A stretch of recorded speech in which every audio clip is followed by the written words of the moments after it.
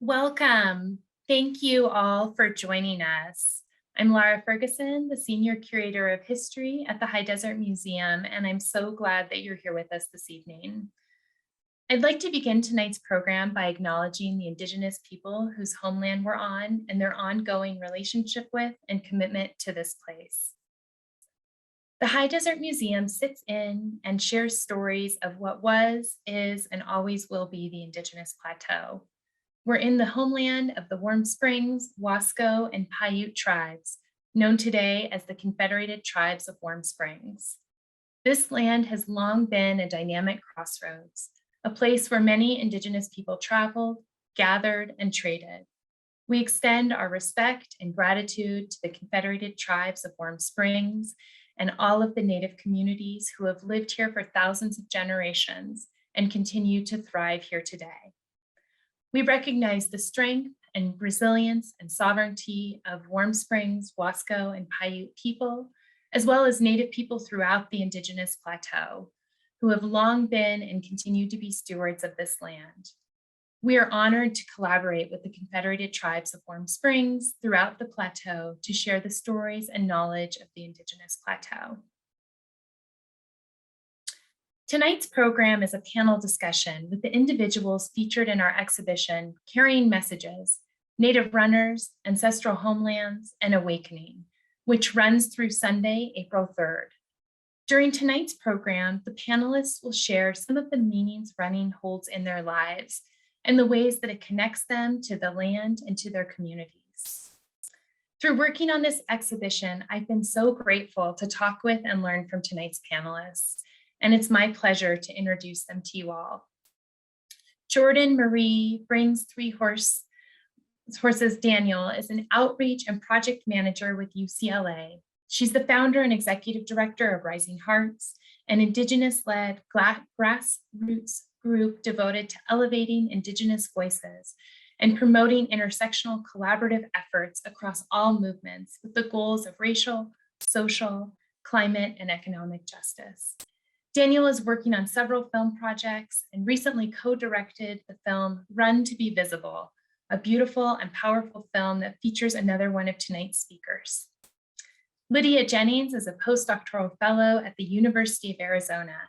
Her research interests are soil, health, environmental remediation, Indigenous science, mining policy, and environmental data ownership by tribal nations.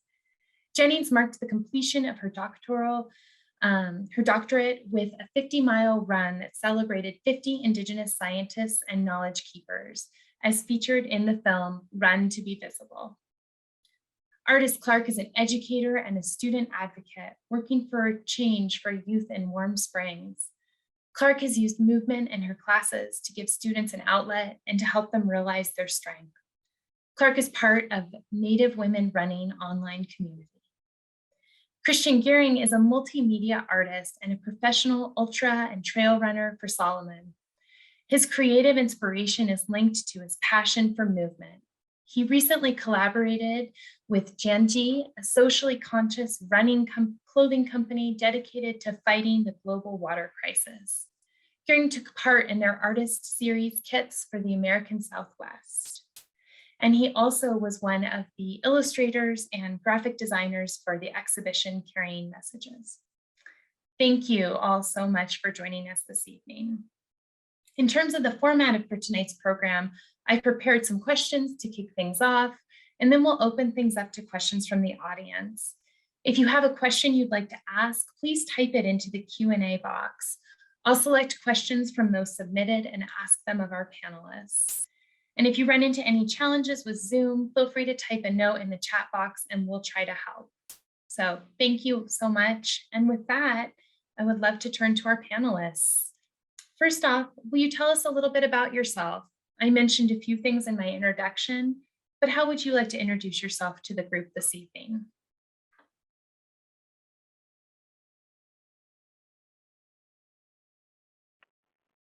Who would you like to go first? I guess I could go. Hi, everybody. Thank you so much for being here. It's great to be in this virtual space with all of you for a really great conversation. Just a little bit more about me. I'm also a professional athlete advocate runner for On Running, really trying to use my running platform to not only, help increase diversity and accessibility for Indigenous runners coming into the running and outdoor spaces, but also using it as a platform for advocacy to raise awareness about the things that are just most important to me, specifically the epidemic of missing and murdered Indigenous relatives, being able to run and be a voice for those who have no voice anymore. As mentioned earlier for Lydia's introduction, that was a collaborative project that we got to work on together for Run to Be Visible, and my first time being able to meet Lydia. I'm a new filmmaker. As mentioned, I have several projects under the belt right now. A new hat of mine is being a mom. I have a son who is 7 weeks old as of just a couple days ago, so he's definitely fastly growing, and I have a feeling he's going to be running around and giving me a run for my money soon. He's very, very active. And yeah, just a lot of the community organizing work that I do is through Rising Hearts, just really trying to cultivate community in really meaningful ways, trying to give awareness to a lot of the things that we're doing, not only promoting some of the things that we're trying to overcome and raise awareness about, but also celebrating the joyful moments within our communities that not only our resilience and everything that is happening, but being able to celebrate, the amazing projects and the amazing hard work that's happening across our communities too. So that's something that we also are trying to really give awareness and to give visibility to in more ways. And yeah, I do a lot of consulting on the side too on justice, equity, and diversity and inclusion work. So those are all my hats.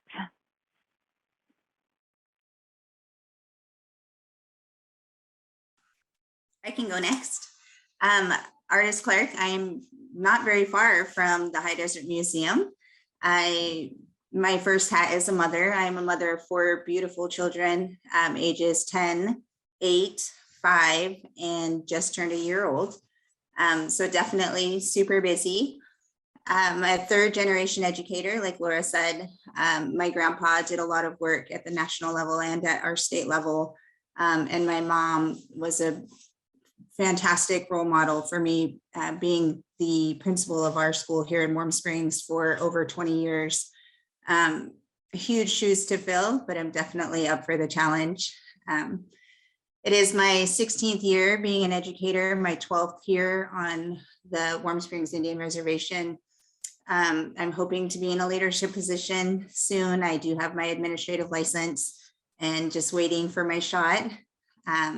Also an advocate for students, like Laura mentioned.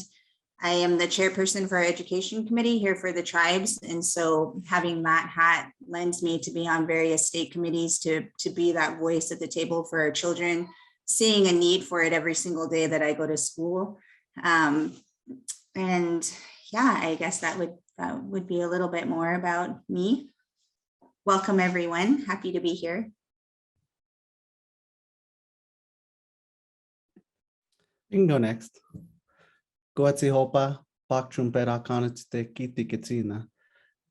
is Christian Gering, as Laura mentioned, and it's a pleasure to be amongst all these beautiful people here, sharing our information and being able to talk a little bit about what we shared in the exhibit, but a little more that may not have been shared in the exhibit.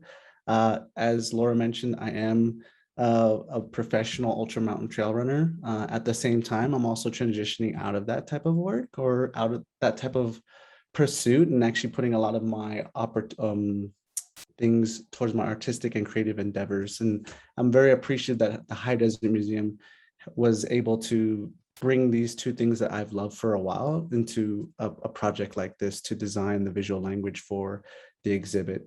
And to build off of that, I'm currently working with here in Santa Fe, New Mexico on a mural that has been around in the city, in the downtown area for quite a bit of time and is, I think, community focused and culturally relevant, talking about many of the diversity of our communities here in northern New Mexico.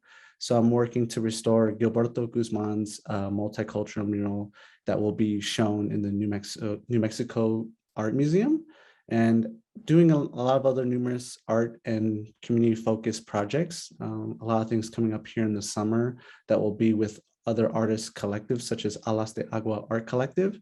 and some other ones down in Gallup, New Mexico, where I'll be touching on things that have to deal with water issues as well as relationships to our natural world. So I'm grateful to be here, and really excited to learn more and talk to y'all. So thank you. And last but not least, hi everyone, I'm Lydia Jennings, and I'm just introduce my language, Los Nshiniwa Lydia. I'm a member of the Pasco Yaqui tribe on my father's side and the Huichola Wirikuta people on my mother's side. I grew up in Tewa lands in Santa Fe, New Mexico, but now I live in Tucson, Arizona on Ataman Yaqui lands, my own homelands. I think it's important to talk about the lands that shape me. I'm a soil scientist as well as a runner, and those experiences with landscapes are really what helped shape and co-inform my both academic and running pursuits. Broadly, in terms of my research, I'm a soil microbiologist. I study mining reclamation, and more recently, I'm studying how microbial biodiversity in Indigenous managed lands is different than that of national public lands and protected places, because I think that kind of comes back to this broader theme of Indigenous, how vital Indigenous land stewardship is to protecting biodiversity. So that's just a little bit about me. I'm also a daughter, a sister, and a fur mama to a very rambunctious blue heeler. Thank you for having me be joining this panel. I'd love to hear from each of you. What got you into running?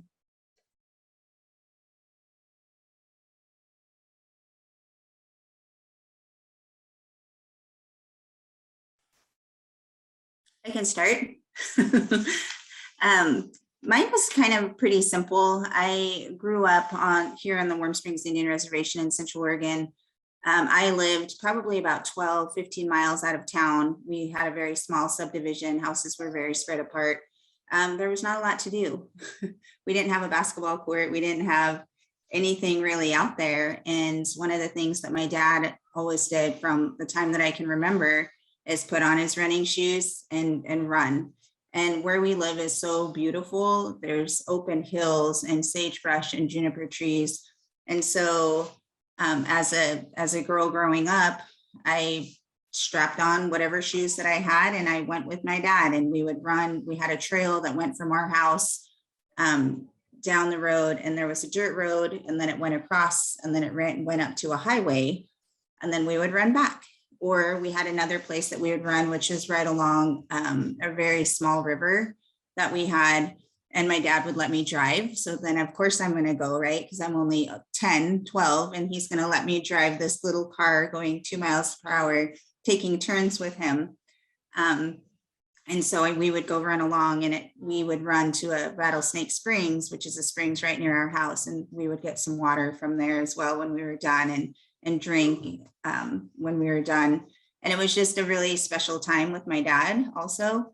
And it was just beautiful to get out and be by the river and be on the land and just be. And so that's really what got me into running, was just boredom, really. And then it did change its meaning, but we can go into that later.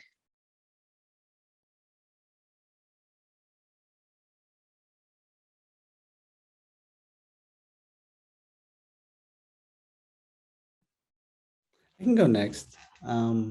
Yeah, I think when I first got into running, or I think started to notice that I was running, was probably early on, knowing that I think my curiosity led me to want to explore my surroundings. And growing up with my parents and my other brother, who's 5 years older than me, was just being able to recognize that a lot of the energy and curiosity and imagination I had couldn't necessarily be contained indoors. So a lot of that time was being told to, encouraged to go outside and exert that energy. And I think I found a lot of different outlets, whether that be through sports or other kind of extreme sports with skateboarding. But I would say early on, I knew I was capable of running and be able to carry myself.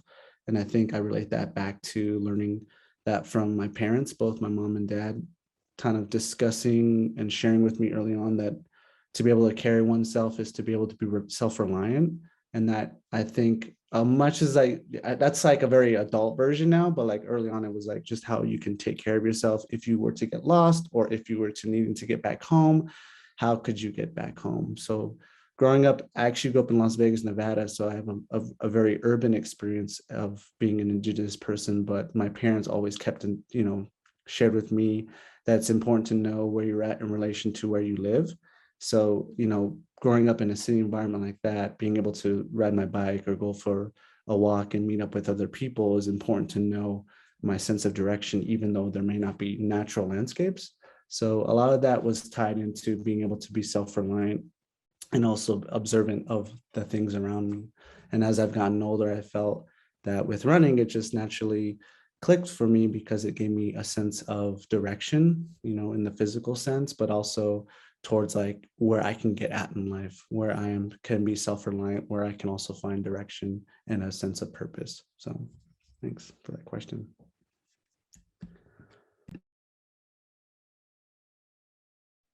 I'll go next. I feel like we're going to have to popcorn between panelists because otherwise we're going to have these awkward lulls. But yes, so like Christian, and I know like Jordan, and actually all of us panelists, I think I'm also heavily influenced by family. When I was younger in middle school, elementary school, I played basketball. Middle school, I did dancing. And when I started high school, my brother and sister sat me down. They're like, "You're going to run, right?" And I'm like, "No, that sounds boring. I'm going to run around in circles. Like, I don't want to do that." But I went to a boarding school, and running was one of the only ways to get off campus. So I quickly learned that like that was the sport I was going to do. And then once I started doing it, I really loved doing it. And my coach was he's Dene at Asiniskis. He actually raised money for us by running the 4 sacred peaks of the Dene. And so I think he really taught us about running being much more than just a physical sport. Like, yes, you want to be fast and competitive, but it's also a much deeper relationship that you build with yourself and with the landscapes. And those are lessons that have stayed with me forever and a half. And so it has been both competitive, but also a process of self-care, which I know I'm starting to go into the next question, but that's my start with running.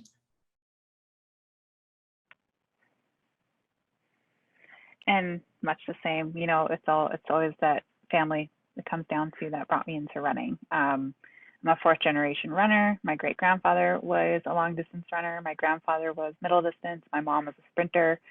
And when I was 9 years old, we moved away to Maine. And so I was really looking forward to that first summer coming back to South Dakota. And that it was that first summer that my grandfather was like, "Hey, do you want to go for a run with me?" And I thought that was like the coolest thing because my grandfather was very well known in the running community, especially in the Great Plains areas in South Dakota. And having been to his like induction to the Hall of Fame and all of that stuff, I just thought this is so cool, of my superhero basically asking me to join him on a run. And so I said yes, and we only did 2 miles, and he lived at the top of a hill. And so the first mile was really easy, and I was like, "Yeah, this is great." And he was like, "Okay, let's turn around." It was all uphill, and I was like, "This is awful. Why do you like this?" So I thought it was just really cool to kind of be in this really cool family club to carry on this tradition. And but I didn't fully love it like I do now, just because I was just like, who wants to keep running round and round on a track? Like, that's just not fun. I wanted to do every other sport basically. And luckily my family was very supportive of like, yes, do every sport that you want to try. And sadly, I just wasn't coordinated enough.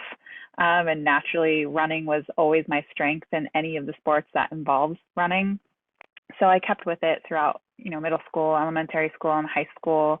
And it was like, you're going to do the mile, you're going to do the 2 mile, you're going to do the 4x8, and you're going to do the 4x4. So like all 4 events, every single track race, you got to get those points. And it wasn't until college of like finding a really great track coach and a really great program that really focused their training on the individual. Because if you can bring out the best in the individual, you're going to bring out the best as a team. And so I really liked that approach. And that was really great philosophy that I thought was very rare when I was traveling around to different colleges trying to find a really good running program. And then I finally found my love of running. And I'm sure we'll talk about this later, but the evolution of my running has really transformed from family to representation as just a Native athlete, especially in a very white dominant society within Maine that felt like was living under a rock when it came to, you know, diversity and Native people just living and existing in the state of Maine at that time, to finding the love of running for myself and not anyone else, and having these connections that I was, you know, developing with the lands and my surroundings, to now running with purpose and as advocacy, but still having a deep love for it at the same time. Well, Jordan, that so nicely brings us to our next question, which is, you know, about why do you run and what meanings does it hold for you? And how have some of those meanings changed over time? Yeah, I can just reiterate a little bit more.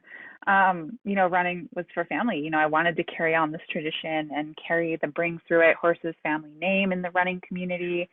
And it just evolved to, you know, running also made me feel very accepted, especially in Maine. Outside of that, I felt very, you know, out of place. I was experiencing racism. I was involved in a hate crime, and I was very well aware that I was different. But ironically, in the running community, I felt very much accepted. It was about how you showed up at the starting line and how you finished, and that kind of camaraderie of a team, being able to support you was just really great. And having that opportunity to travel to different communities across the state or in New England, and being able to meet new people and being able to see, you know, maybe the handful of people of color runners that I got to see, and not feeling alone. And then in college, having overcome an eating disorder and finding that love of running, it just helped me. Part of my healing was connecting back with the trails. So I think I was probably one of the only female runners on the college team that actually ran only on trails, unless like I absolutely had to run on pavement. It was me and always one of my good friends, Mary Beth. We always chose to run on trails, and that was part of my healing. You know, overcoming this eating disorder, overcoming some trauma from a previous toxic relationship, and just kind of reclaiming my indigeneity at the same time, because college I was struggling with my identity, and having grown up being ashamed of who I was because of how obvious it was that I was different, but kind of reclaiming that all through college, and just really grateful for that experience because I learned a lot, and it made me unapologetically, you know, just not ashamed to be Indigenous anymore and to reclaim who I am. And that just really deepened my love for running. And it was something that I heavily relied on, and had my way to heal, had my way to connect and disconnect from everything else, from school, from any stress that I had.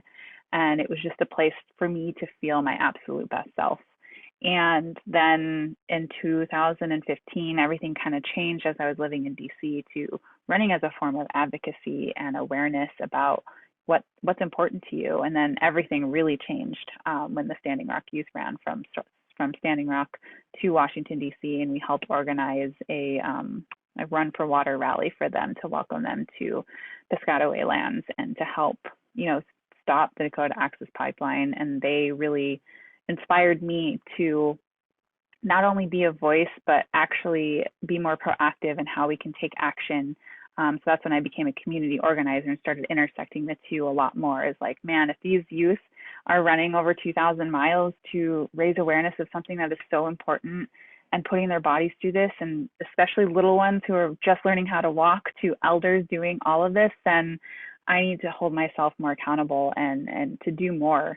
And so they really inspired me to go the advocacy route and community organizing route. And that's how I've been able to, you know, braid all of that together. And so now running with purpose, running for justice, and running to raise awareness is how I braid it all in with my running. And luckily the sponsors that I have been able to support that as well, which I'm really grateful for.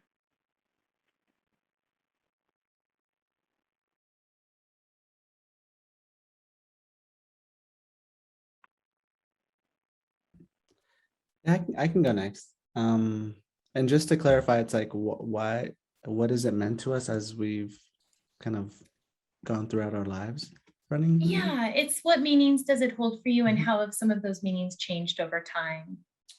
Yeah, I think early on, I think the joy is for myself, just speaking from my perspective, it is more readily there. So I think growing up, just being able to have something like a goal in mind, if it was a race, if it was trying to make a position on the cross country team, or even if it was just the fact of being able to participate with my friends that I went to school with here in Santa Fe in the Indian school. Like a lot of it just felt very for the pure enjoyment to just feel, I think a lot of times, like, not necessarily just to escape, but also to feel empowered.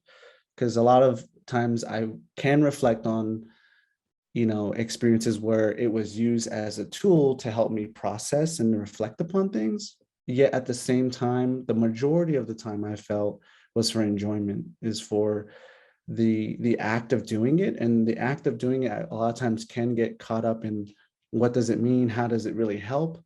But I think at such a young age, it was just the direct correlation of being able to put that many steps and effort in and to come to a different point of understanding about oneself. And that's where I just felt like earlier on, it was just all about just having fun, having fun, seeing how far I could go, where I could go, if I could keep up with someone.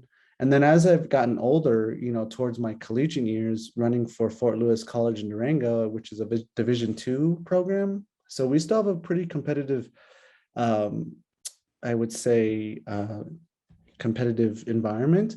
It got to the point where I start to see that with purpose and with intention, that you can take something like that you find to be fun and be able to apply these types of discipline, dedication, and motivation to be able to reach certain goals, but also to be able to be valued. And that was at a point in my career or in my life's journey where I was a walk-on for a collegiate program and was weighing options of how I was going to pay for school because I couldn't necessarily get scholarships through other avenues. So I saw that the way through to get my education was through putting, my footsteps with that intention to be able to get a degree. To then eventually, by my senior year, I was the top athlete at Fort Lewis, set many of the school records, but also being able to be valued and seen as an asset and also as a person amongst the team that normally was considered a pretty white dominant sport within the school. So I felt more, again, seeing that level of enjoyment than to be empowered, and then to step into the fact that there is a reason that I'm here. As much as I wasn't surrounded by all Native people like when I was back in high school, I still had a responsibility. And that's where I start to see that it's a value that I put purpose behind my footsteps, but then also be able to recognize that that needs to be honored when I'm having to be in space with other people. It is, as much as us as on this panel here, I see that like we are representation, and so much of that can be overlooked as like, well, it's just these are the representatives, but so much value that we provide by having discussions like this that make that much more meaningful to me, to be able to talk about, to be able to be seen, to be able to share miles with people that might have not the same understanding as me.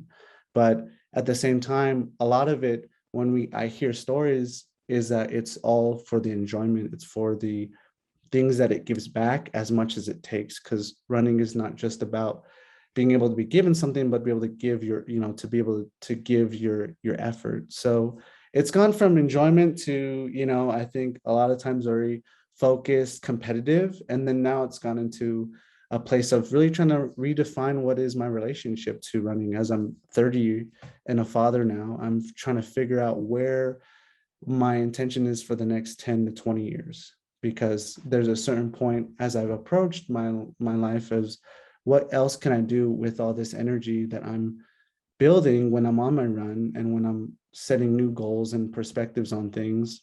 And that's where I think for myself is really stepping back and recognizing that I think there can be a level of competition, there can be a level of enjoyment, but I also think going back to that sense of purpose is what is it going to help? Running is so much of a tool and also a form of meditation in some prospects, but also what is it that it can help build? And I think hearing Jordan explain, it led her to advocacy, and so many of everyone else on the panel, that it has different ways of touching. their lives outside of just running is where I think I'm back at, strangely enough, as I'm a 30-year-old, finding that out again. And I kind of like that feeling because it does remind me of that feeling of not knowing. And I think right now I'm expressing it through my artistry and my creativity, as I'm recalling on all these experiences that I've had that my feet have gotten me to compete at a national, international level, and to also the places that I've traveled with my feet, guiding me along the way. So much goes into that beyond just running. So much of that also ties in when I think about why I continue to do it and how it's changed, is that, again, the people that have supported me throughout this whole journey. At one point, it's just the parents, it's just your brother, your siblings, but to then transition your life to then doing it so often that other people start to recognize you as a runner is where I start to feel that what I'm doing and what I have done has had a bigger role in other people's lives than I really know. And that's where I'm like, at this point, I'm like, what else can I be doing to help push that message and hopefully that meaning that, again, I feel for myself, I want to be as open for people to come into what their understanding and their connection is to running, but more or less, hopefully that we can all continue to practice it, because at this point in our lives, I think we need more of that connection to being self-reliant, being amongst the land, being amongst these elements that we are a part of, and as a greater sense of what community means to us is being out there, running amongst the land, amongst the stars, amongst the sun, amongst all elements. So that's where I'm at right now. So thank you. Well, I think very similar to Christian. For me, when I began my running career in high school, it was a lot about try to be the fastest and be competitive with each other, because that was kind of what running is, especially high school, college. It's like be fast, but also competing as a team, right? And building those friendships amongst teammates, amongst one another. And again, my coach, who I think was really unique, was also talking about building up those relationships with landscapes. And I went on and I ran my first year of college and I got injured. And so it was a really quick time to rethink about who am I beyond running, because that was such a big part of identity as a high school athlete. Who am I? And luckily I fell in love with my science courses. I had more time to do laboratory coursework. But I always kept with running. It's kind of been this best relationship with myself that I've always had. And I think we can talk about running, especially trail running, as a great metaphor for life, and that you're going to have peaks and valleys throughout that process, right? And so that was a valley in my running career, but it was a peak in my science career as beginning to explore science and being able to explore the laboratory experiences. And I think I came to realize that running was a really big motivation for pursuing science, because both of those pursuits really stem from curiosity. Curiosity to see how far can I run? Where does this trail take me? What happens if I change this factor in either my diet or in my experiments, right? Like those both stem from curiosity in really powerful ways, but also from challenging yourself. And so I think to me, those pathways really align. And then as I finished up my bachelor's, I think getting back into being competitive with running after being injured really stemmed kind of a petty way, but like I had a big heartbreak, and he was a trail runner. And so I was like, I'm going to get faster than him. And that actually set me up in this pathway of really developing trail running. And when I came out to Tucson in my ancestral lands to pursue my PhD, it was running these like pathways that I know my ancestors have run through, being able to get to know both my community and other neighboring tribal communities in Arizona better, and being able to have this foundation of running and of traditions around running as a shared space that I think has been so powerful. And so, yes, it's been changing from competitive in different ways. And throughout my PhD, it became more of a process of self-care. I didn't care about how fast I was going, but I cared more that I was going out on a regular basis to take care of myself. And usually in the times that I feel the most stressed out, that I don't have time to run, are the times I need it the most, right? And it's even a few miles that I'm like, oh, I feel so much better. So I think all of these factors of understanding the environment, understanding myself, understanding that curiosity have been really important factors of running and why it will continue to be one of the best relationships I have with myself. And for me, I'm a little bit different than the other three panelists because I did not run competitive running at all until I was probably in my 30s. And I played the other sports that there were, basketball, softball. I played college softball, and volleyball and soccer. I guess running and soccer.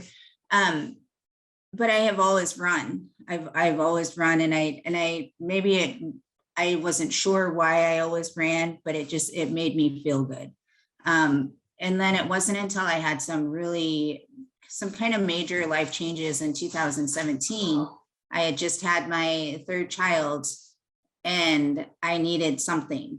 I needed something to focus all of my energy on. And so for me, it really became about that self-care and that reminding myself that I am strong, that I am a strong woman.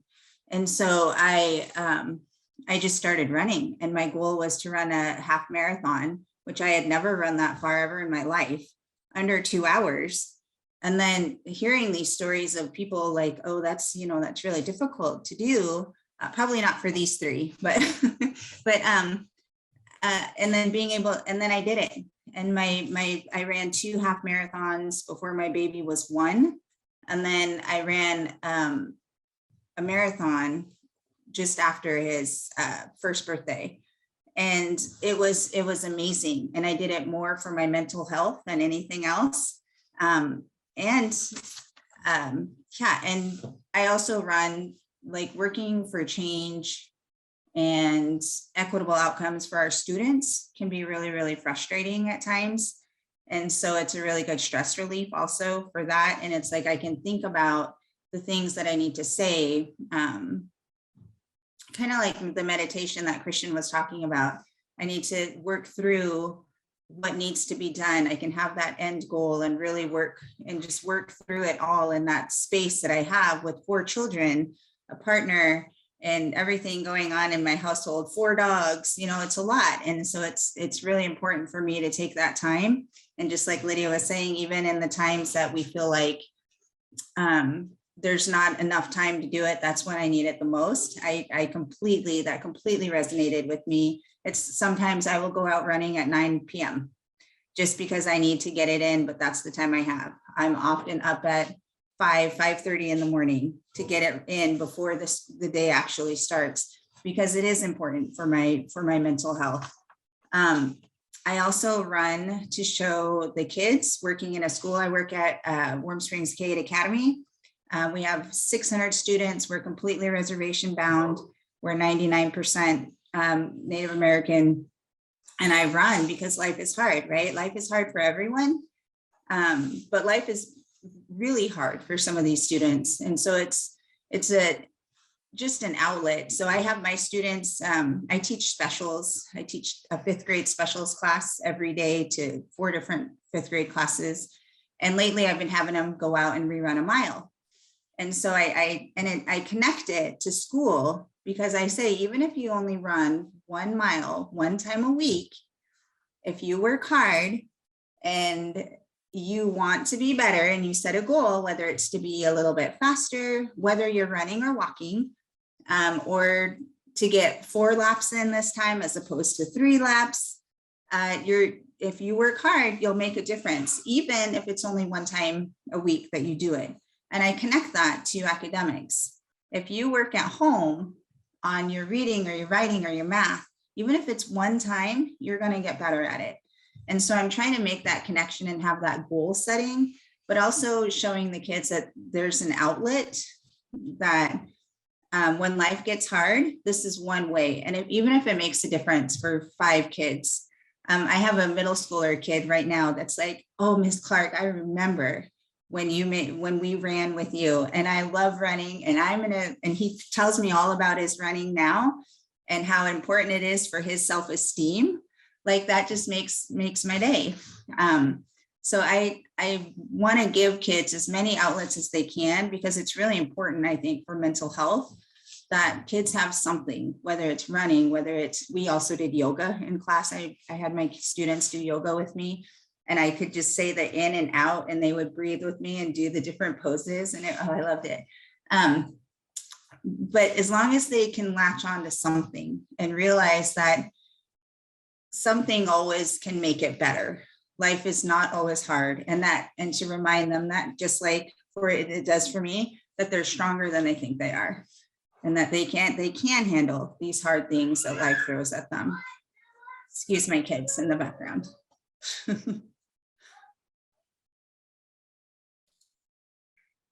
Thank you. I really appreciated hearing each of your responses to that question. And, you know, I really noticed how much each of you talked about a lot of different meanings, and also talked about some purpose too. And so I'm curious to hear a little bit more about, you know, if you do draw on running as a means of social, political, or environmental comment or critique, what are you hoping to say through running? Or what do you hope that people might understand or be more aware of?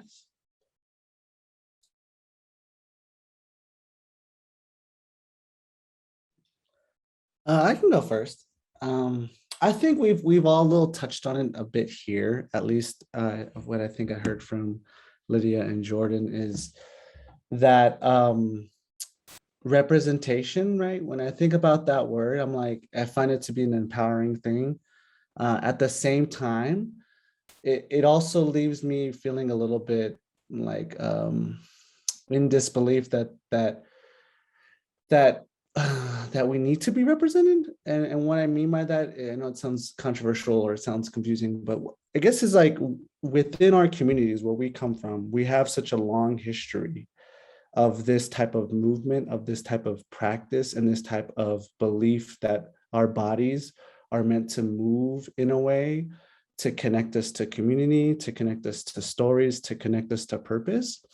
So when we have the context of outdoor recreation or the sport, there's always a sense of representation within the sport. Yet I like to think, and I guess when it comes to that political, social type of thing, is like what so many of us might in this room will believe is that like we've been doing this for such a long time, and then we're the continuation of that. So then if we have this lineage and this heritage and this history, then we're just doing, I think, the best for ourselves of what we can do within the context of the contemporary time.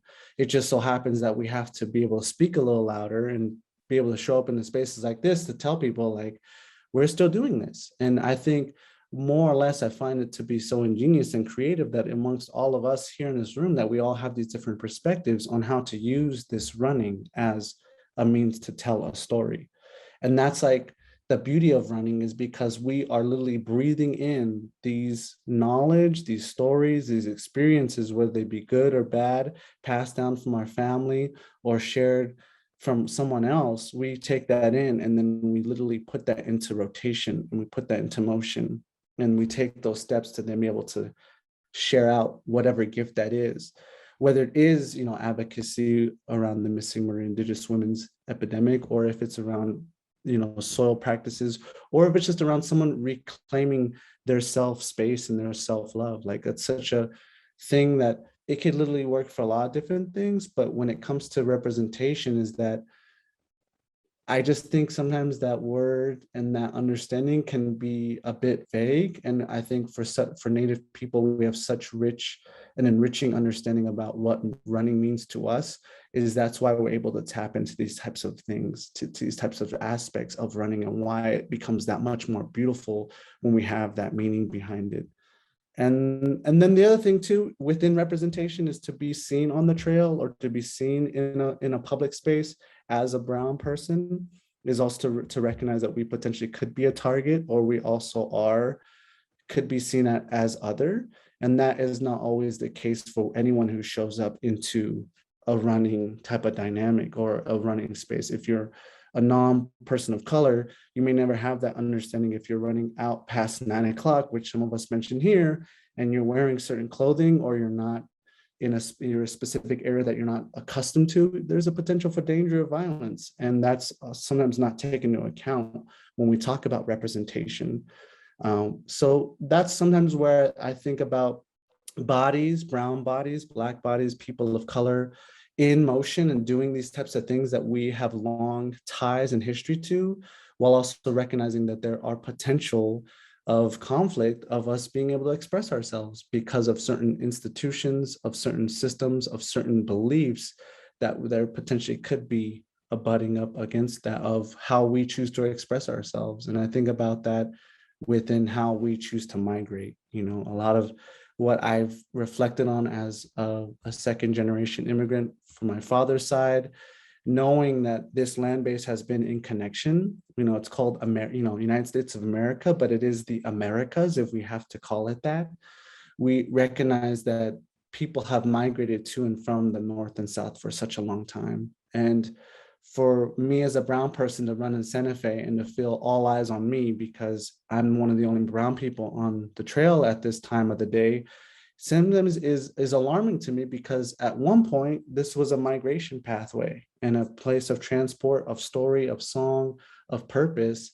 And now it's gone to the point that I could be seen as a relic of the past or some other wild fantasization, rather than the recognition that this is the continuation and still is happening. You know, there's people that are coming up from the South, from different areas of around the world that are migrating here, and their bodies are in motion, whether they're running for a race or running for, you know, a cause. They are still having their body in motion with the intention to move or to be here in this place that we call the US, you know, this land base, and they may not be seen as welcome. And I think a lot of the times I reflect on that as I'm on the trail, because sometimes I get that privilege as someone who grew up in this place.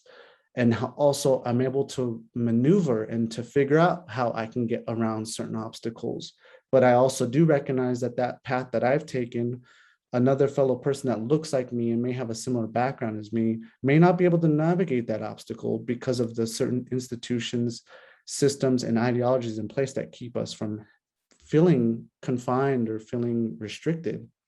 So a lot of, I think, what I've reflected on as I've grown into my, you know, my adulthood and where I'm at in my life is the recognition of that comfort around us being able to express ourselves fully and solely in the outdoors or on the run, but also to be able to really understand what representation means when we are talking about it in this grander scheme of things, especially amongst a panel of, you know, Native people here. So.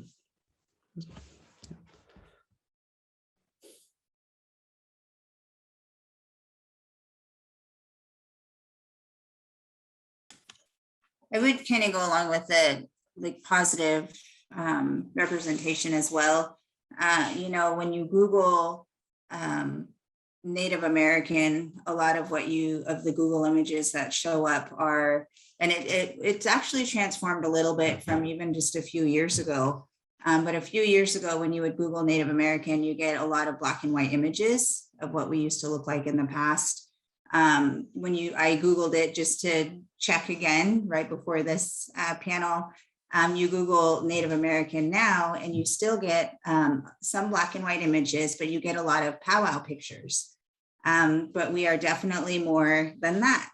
And so when you Google Hispanic American, you know, you get everyday people. You Google African American, you get everyday people. And so oftentimes we are kind of forgotten about, and you know, we live in an area that has we're very rural. We have a lot of farmland around us, and there are stereotypes about our people.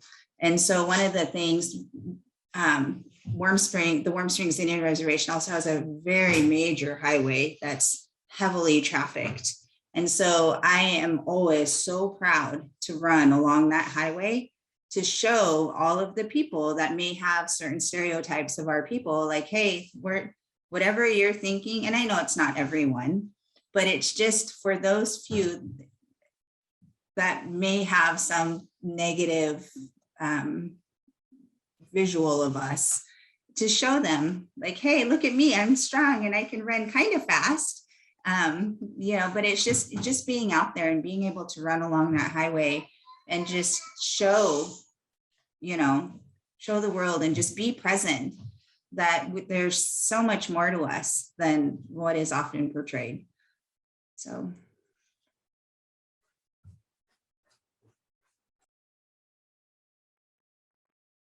Yeah, I think it's really, especially within running for me, and what really drives me is, creating a pathway to ensure that our next generations can run up on the pavement, on the trails, and can be themselves, to be visible, to be supported, and to know that they have every right to run with the lands and to have a seat at the table and to be thought of, when we're talking about the running in outdoor spaces. And we're constantly fighting our own erasure, even present day, when we're seeing all of these policies and initiatives being put out because we want to address racism and trying to create a better and safer and visible environment. And I'm still constantly seeing Indigenous peoples being left out of those conversations as the first peoples of these lands. And we do exist after 1900, and we do have all these stereotypes that create these challenges and barriers that we're constantly trying to, break down.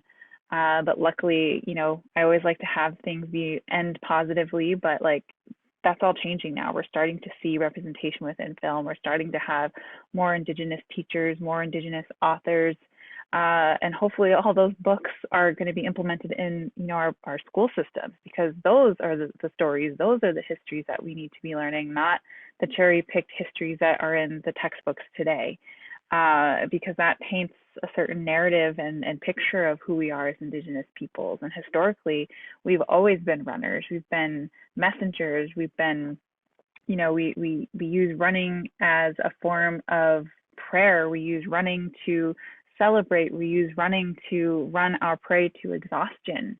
That's how we would be able to hunt.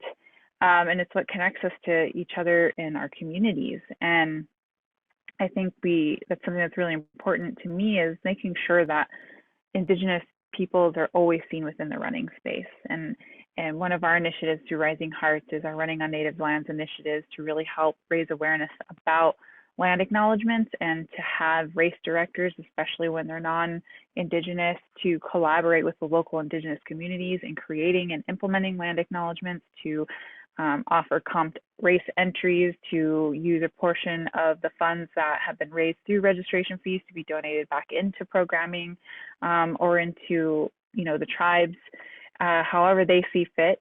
And, making sure that we're fostering community, that we're also cultivating intersectionality at the same time. Because if we're not communicating as communities, we're never going to be able to have that future that we can run forward into that is thriving, and where we're not just surviving to just exist. And that's just something that's very, very important to me, and really what drives a lot of the work that I do, and how I use running to raise awareness, to heal, to celebrate, to honor, to remember, but also to make sure that our next generations can come thriving in at the same time. So I know the question itself was not initially about representation, but you can tell from all of our responses here that representation is so vital to these conversations and part of our advocacy. And it is a fascinating element that in running media, though Indigenous people have always been running with these ecosystems that are now make up America, we have often been left out of that media narrative. And I mean, this is literally part of the reason why the 50-mile honor run that I did, that Jordan and I collaborated in making a film, is about. It's about that lack of representation, both in running and in science. And as an Indigenous environmental scientist, it's really fascinating how so much of the work that the scholarship that I consumed as a student often left out those perspectives of Indigenous land stewardship. And I think that many of the climate issues that we continue to deal with today are a result of that displacement of Indigenous people and our knowledge systems, and also the lack of balance of male and female roles. And so as much as Jordan ran for advocacy of missing and murdered Indigenous women, I think that one of the first harmed Indigenous bodies is our Indigenous homelands. And that began this whole pattern of disruption that I think is really a result of our climate crisis today.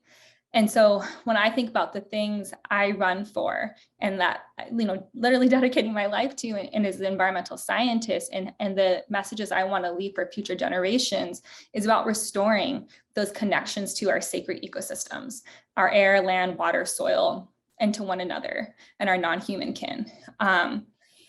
And that means, I think that runners are a really important place to starting that. It's why I've tried to link so much of my own scholarship with running itself, because if anyone is going to change the world, it's not going to be the crazy people who get up at 4:30 in the morning to run 30 miles for fun, right? Like, you have so much passion towards a sport, and using that sport in a positive capacity, I think is so inspiring. And so now I'm often talking about that. And I'm working on a paper about this, particularly of running as a form of science communication. And what I think is really fascinating is that you look through time, Native people have always used running as a way to connect and know our ecosystems and know other communities, and even today, we continue that. I've been able to visit many different communities throughout the Southwest and all the way up to California, right? And each time you run in another person's community, they share about their stewardship and how they want you to treat that land. I think that's so powerful. And now you see the broader non-Indigenous community also seeing running as an important tool of advocacy and climate action that I think is really powerful. We've set that tone, and we need to continue to be leading that tone in these conversations moving forward. And helping the broader public think about, as we're running through these ecosystems, we're breathing air that passes through the same trees that our ancestors passed through. Our ancestors have been removed from these ecosystems, and we need to be part of refixing those cycles, reconnecting to those broken cycles. I also think it's really important to bring up the points that both Christian and Jordan brought up about being able to talk about safety as Indigenous runners. Because often when we talk about issues that are safety, it's deemed as too political. But if we want to have these inclusive running environments and spaces and climate spaces, we have to be able to talk about everyone's concerns and feelings of safety in an open capacity that has not really been there. What we tend to see is that Native people get shut out for being too political in conservation and in running spaces, when the reality is we're not trying to be political, we're just trying to be safe and talk about our community concerns. But that makes white fragility feel uncomfortable. So let's call it out and let's change that. And so I think many of these conversations we're having today about running as advocacy and platforms, it's just us using this very uniting force of running as a way to bring attention to our lived experiences. And much like the work that Ardis is doing, which I find really inspiring, of helping students develop these long-term coping mechanisms for the ebbs and flows of struggles that life has, that is something that is an Indigenous knowledge and expertise that we've continued to have. And that is why we are here today coming to you and talking about running through these ancestral pathways, because we are following the same healthy coping mechanisms of our ancestors before us.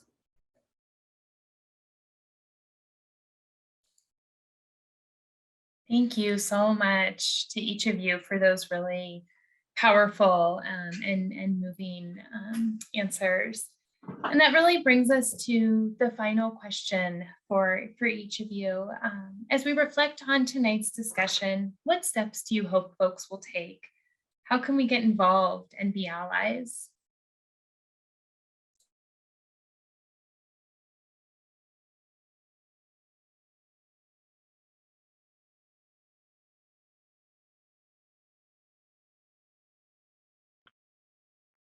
I think just especially first thing is attending opportunities like this, especially to listen to our voices, our own lived experiences, and especially listening to the ending questions, which this is a very common question that gets asked, is how can people become allies and co-conspirators? And I think, read from the Indigenous authors, you know, I'd be happy to send them via email if there's a way to like send out all of these resources to the attendees that signed up, but happy to recommend books or podcasts or films to watch. But, you know, it's showing up to a virtual space like this. If it's happening in your town, in your community, show up in person. And, you know, we do like being in community. We do like to make friends, to make allies. And I think that's just really important. That's who we are as Indigenous peoples. We're very communal, and we think about things very holistically, not just within our own tribe and who we are. We think about, you know, as a Lakota woman, Mitakuye Yasin, we are all related. We think about everybody, everything, every living entity on this planet. And so that's how we live and have our way of life moving forward. And I think just being able to come open with an open heart and being able to hear us, have these conversations, and hopefully we, you know, educate you and inform you and forget everything you learned in school and take these opportunities as your first, you know, Indigenous 101 opportunity to learn about who we are, because we are very present. We are in every single profession, and, you know, we are all working very hard within our own families, within our own communities, to make sure that our next generations can have every seat at the table and be visible. So yeah, happy to also throw in the chat just a couple of suggestions of books that you can purchase, or organizations that you can look into and donate to if you're able to do that, and some podcasts.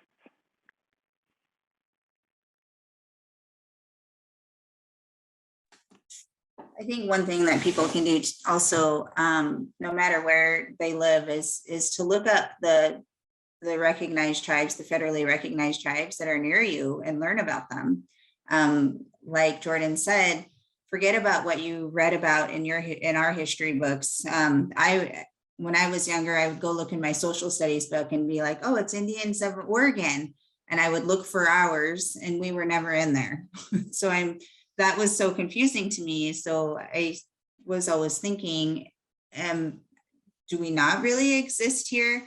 And so something else that's really important, if you have children in school, is talk to your school districts about Oregon Senate Bill 13, which is getting our place-based curriculum. Oregon has 9 essential standards that all 9 tribes got together to formulate. And then there's statewide lesson plans for all teachers to use that districts should be implementing. And then even further than that, each of the 9 tribes developed place-based curriculum to teach the true history of each of our places. And so if you have children or you have connections to school districts, making sure that they have their hands on this, that they know about Senate Bill 13 work, and that they're getting it into their classrooms, and making sure that we're teaching everybody that we still do exist here. And there's websites for all 9 tribes. You can learn anything. They have all of the different resources that are on there that you can look up. And so there's multiple ways to spread the, sorry, I lost my train of thought.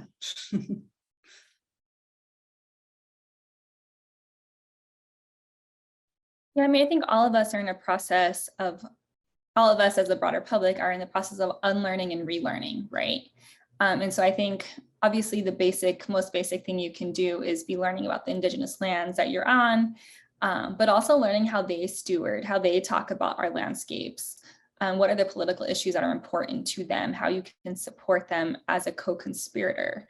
And I really want to highlight co-conspirator instead of ally, because that means that you're towards direct action in a way that is invited, right? So I think those are the basics, but I think it's also thinking about how you're voting. We are very fortunate now to have an Indigenous woman Department of Interior secretary, but that's been a long and hard struggle, looking at how we're looking at resource extraction and the connections amongst all of those. Those are really vital parts. Thinking about the media that you digest, right? All of those are really important factors. I would love to see, I was recently at a race as a runner, my first race back post-COVID, and they provided information about not only the lands that they're on, but also the history of that land dispossession and stealing and the contemporary issues of the community and what kind of nonprofits and Indigenous businesses to visit. I would love to see more sporting events engage in that type of re-education. And so there is so much room for growth in that. And I hope that we've inspired just a little bit of that today. Thank you. Yeah, I feel like so much that was shared before me is relevant and needs to be continue to be emphasized upon. So to keep it short, I would just say, yeah, there's a lot of different resources, organizations, and information already out there that I think many of us here have already been a part of. So I think more or less, if maybe we could currently share those links, those organization names, because I feel like a lot of it, from my standpoint, knowing that this is an industry as well, like running industry is something that requires capital and value, is that a lot of this, I would say, one also needs to be spoken for from what people are buying and consuming. So going back to Jordan mentioned about media, like what are we consuming? What are we choosing to, to invite into our homes, into our minds? And at the same time, if you were to go on Instagram right now and put hashtag Native Runner, I'm pretty sure you'd find tens of hundreds of different Native runners who are motivating themselves to try and get out the door, to be the next athlete at their high school, at the college level. And for me, being in that place at one point, I would say do some research there, like be able to uplift younger people who are learning. And even if you don't know them or you're a friend of their family and you know of them, it's important to share and more or less to have them feel supported. So is not to necessarily just be a savior, have that savior complex, but to really hopefully invest your time, your energy, and hopefully something that you value to these communities that are surrounding this whole nation or that are part of this whole nation. So thank you. Yeah. Thank you so much. I really appreciate each of you taking time to talk with us this evening, and your words were incredibly powerful. And thank you too for taking part in the exhibition. It's been really wonderful to see visitors reading about and learning about your stories. And so I just want to thank each of you for all of the work you're doing and for coming together with us this evening. And with that, I hope that everyone has a really good evening. Thank you. Good night, Mopi Latanka, many thanks.